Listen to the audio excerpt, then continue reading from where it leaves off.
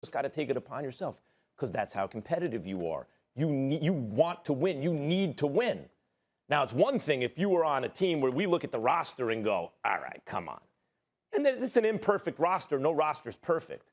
But you have, I really believe, maybe for the second time in Russell Westbrook's career, he has a legitimate championship squad around him. 2016, I thought that was a championship caliber roster. They didn't get it done. The Cavs did. The Warriors didn't. Neither did the Thunder. Okay. Now, for the second time in your career, Russ, you got a legit championship caliber squad around you. And so we want to know, how great are you? Can you be one of the central pieces that is so good that you guys win a championship? We're looking at you, not as a role player or whatever, but as a central figure in the nucleus of a potential championship team. Of course there's something to prove, because you don't have a championship yet. Here's the deal. I don't disagree with you, Max. I just want to go a little bit deeper in all seriousness, because obviously Russell Westbrook and I have had some differences, and, you know, I've addressed that. He's addressed it as well, and everything's cool. Here's the deal. He does have something to prove, first of all, that he can win a championship. Period. There's nothing else left to prove, just to win a championship.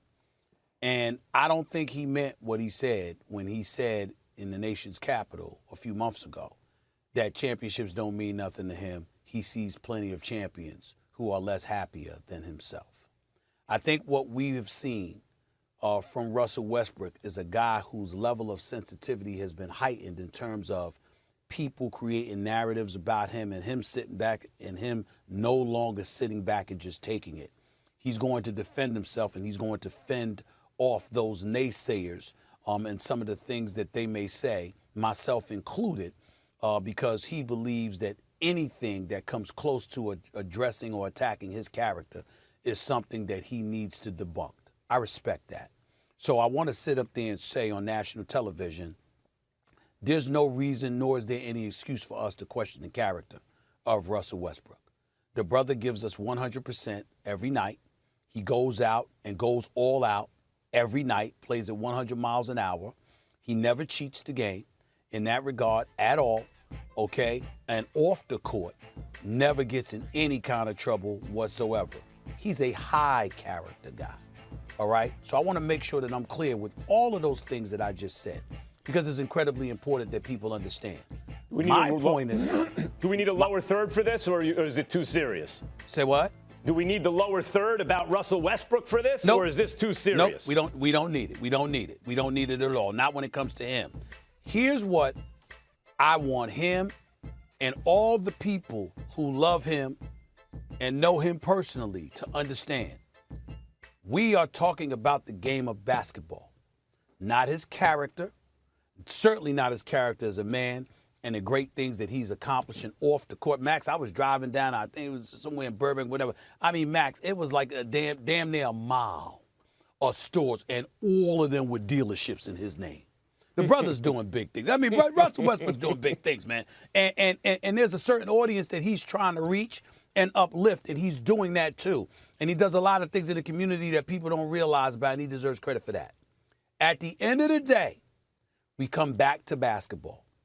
And I'm going to stick to my point about this.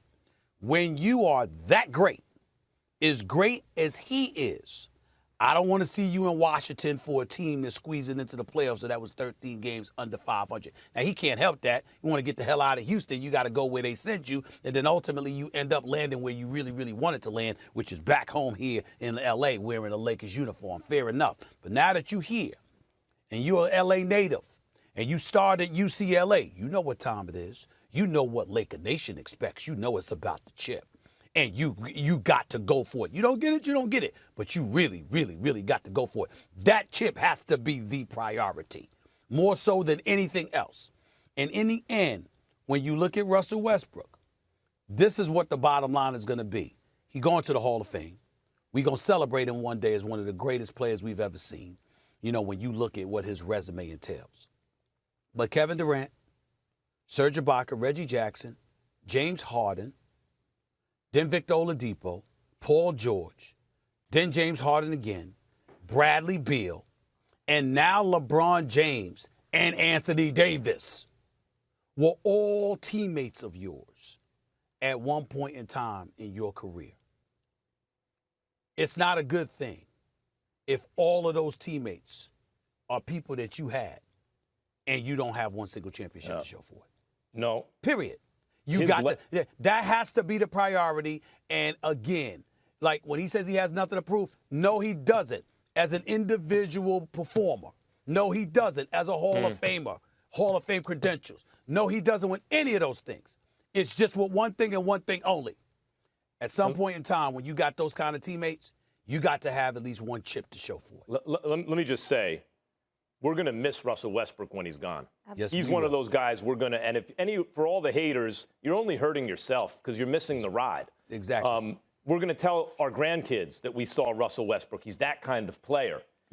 We want him to win a championship because, almost out of gratitude, most Westbrook fans, because I think fans want it for him more than anyone else. So that on top of all that other stuff, we'll tell our grandkids about him, we can say he was a champion, an NBA champion. Max, when you say, last point, when you say we're going to miss him when he's gone, you're absolutely right. We're going to miss him when he's gone. But we're also missing him when he's going home in the first round because we see inferior players that are playing deeper into their seasons. Now, obviously, it might not be because of them. It might be because of the teammates they have. But I'm saying nobody expected much from you last year because you was in D.C., and we know they didn't have that kind of squad. Yep. This team? Got LeBron and AD. There are expectations for these Lakers. Laker parades and stuff like that. And even then, you knew you wanted to be a Laker and how much this day means to you. The other part of the question is, in the past, you've been used to being the focal point of the offense. Now you don't have to worry about that. And what adjustments will you make now that you're playing with people like AD and LeBron? I mean, first, man, it's surreal. I think it still hasn't kind of hit me yet that being from LA, growing up not too far from here, being able to watch the parades, try to go to them, miss school to try to go to them, being a Laker fan and being from LA, but now everything coming full circle for me is it's a blessing. You know, it's a lot of things I can't put into actual words just because, you know, some of these dreams don't come true for people like myself. And I'm truly blessed and thankful for this opportunity, and, you know, I can't wait to get started. And then secondly, and I've been blessed to be able to go into my 14th season. And each year I try to find ways, like Rob mentioned, to be able to uplift and make my teammates better around me. And AD and Bron are friends of mine first. And me being their teammate, my job is to come in and uplift them. And they'll do the same with me, vice versa. And as the season prolongs, we will figure it out. There will be ups, there will be downs, and that's normal. That's okay. But we will figure out how to play the best way that we want to play to be able to win a championship.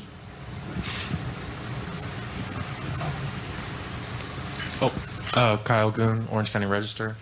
Russ, I was just wondering what it was like kind of talking to LeBron and AD, sort of getting a comfort level that you guys could kind of work a chemistry and a fit on and off the court. What were those conversations like, and how did you get comfortable with the idea that you guys could all play together? I mean, honestly, you know, this stuff happened so quickly. This happened so fast, you know, the last week or 2 weeks or so. But we've had brief conversations and talked about, obviously, what we need to do and how we need to do that. And we'll address that as training camp and as the season comes along, and we'll figure it out. Brad Turner, Golden Times. Russ, when you went through this process, how draining was it? How tiring was it? And how happy was your family that you got back home to LA? I mean, it was, you know, anytime a situation like this comes about or an opportunity presents itself, it can be stressful, it can be a lot of emotions, but ultimately the biggest thing for me is being in this league when you know teams that actually want you and actually want you to be a place. To me, that means more than anything else. And at that point, it's my job to be to make sure that I come and do what I'm supposed to do, and that's to come and compete and make sure that we have a chance to compete for a championship. Bill And yes, my family was very, very happy. Hey, Russ, welcome back to LA. When you look at the way the league is kind of shaping up right now, where do you see this team stacking up with some of these other contenders, and how meaningful is it for you to be back in a situation where you can say at the start of the year that the goal is to win a championship, and that's potentially attainable with this group? Yeah, man, to be honest, my mindset is I never really worry about no other team. To be honest, I only can control what's in our locker room and how we able to compete and go out. And I put our team up against anybody, and that's just kind of how my mindset is, and that's where I stand with that.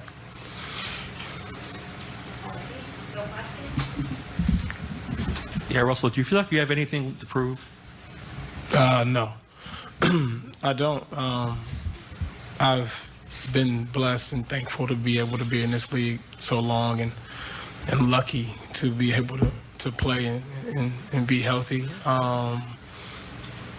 When I got drafted in the NBA, that was me proving people wrong.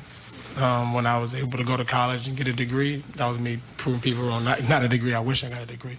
But go to college, go to UCLA from the inner city, that was me proving people wrong. Just making it out the hood was proving people wrong. I don't need to do that anymore. I've been able to bless the people around me, my family, been able to impact people all across the world with this platform that's been given to me, and I'm continue to do that. And obviously we want to win a championship, but our ultimate goal is to make sure we use what we have to impact others around you.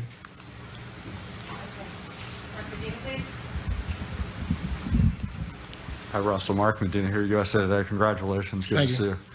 How do you initially envision how you and LeBron will share ball handling and playmaking duties? As you know, Bron is one of the best players to play this game, and his ability to be able to kind of do everything on the floor allows me to be able to just figure it out. I'm coming to a championship caliber team, and my job is to make sure that I'm able to make his game easy for him, and I'll find ways to do that throughout the game as it pertains to